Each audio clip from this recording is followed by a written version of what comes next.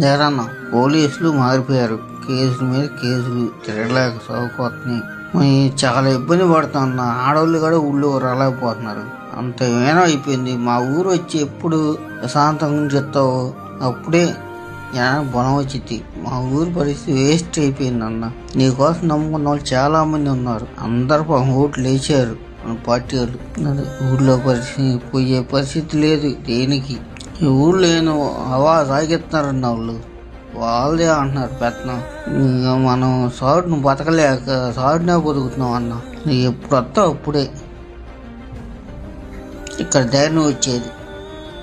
అన్నీ మంచి పనులు చేసావు.